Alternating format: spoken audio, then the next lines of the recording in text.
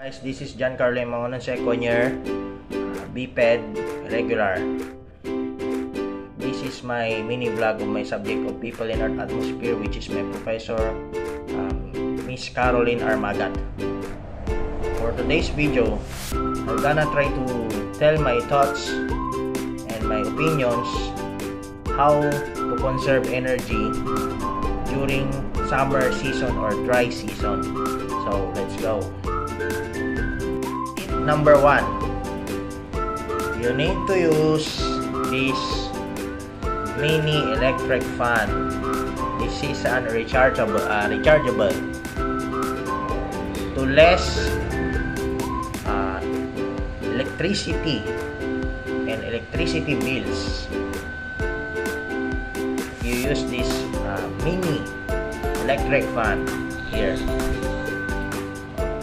Or second option, if you don't like to use mini electric fan, I'm gonna try to suggest this to use this word of in Tagalog, mamaypay. This is biggest helpful to less energy consumption. Instead of using electric fan plugging into outlet, you have this one to less electricity consumption or electricity bills.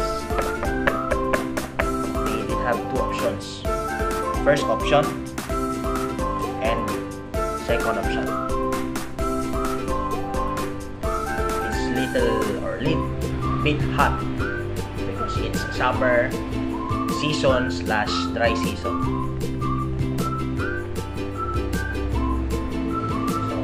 Tip number 2. I'm gonna try to explain it via Taglish, half English, half Tagalog. Tip number 2, how to conserve energy during summer season or dry season. This is my suggestion. You did see this or nakikita nyo tong bintanang to?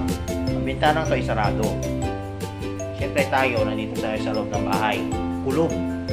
You need wind para maging fresh ka or maging fresh ka sa paningin ng mga ibang tao.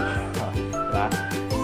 Fresh ka, siyempre, ang gagawin mo, nasa loob ka ng bahay, kulog.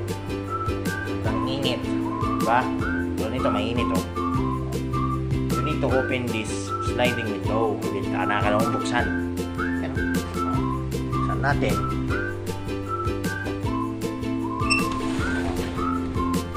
Yan, nakikita nyo.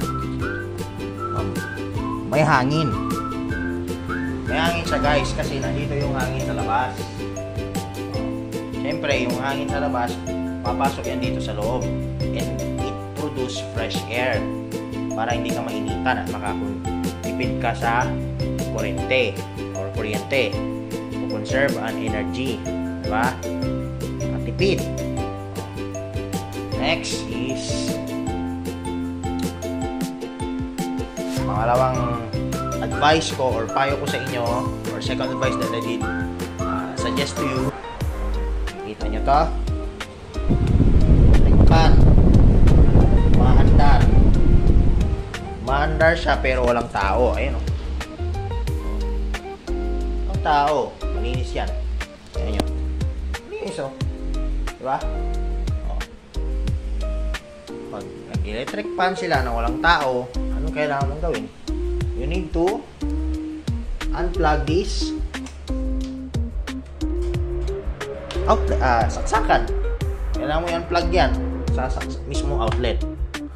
Bakit kailangan i-unplug? Kasi walang gumagamit ng electric fan. Diba? Siyempre, hindi ka nakaka-conserve ng energy dyan. Kumbaga, nagkukonsume ka ng energy. Siyempre, tataas ang billings ng kuryente. Diba? Next. Suggestion, advice. Ito. Nakasaksak na gadgets. Halimbawa, laptop. Para ito. Nasaksak siya. Kita niyo yan? saksak. Ayan. Full charge na ito. Anong kailangan natin gawin pag full charge? Kailangan natin, or you need to unplug in into outlet. See? Kung nakikita siya guys. Ito nga. Yan. Ito kung nakikita. Kailangan mo siyang i-unplug sa saksakan. Kasi full charge na. Tapos magkukonsume ng electricity. Tapos magiging kadahilanan niya, it causes na de-bloated na battery. Baga mabubuntis yung battery. Kasi it causes to the overcharging. Nag-overcharging ka. Pag nag-overcharging ka, nangyayari, lulubo ang battery. Lulubo ang battery, ano mangyayari? Siyempre, delikado. May possible sumabog yung isang electronic gadget or device.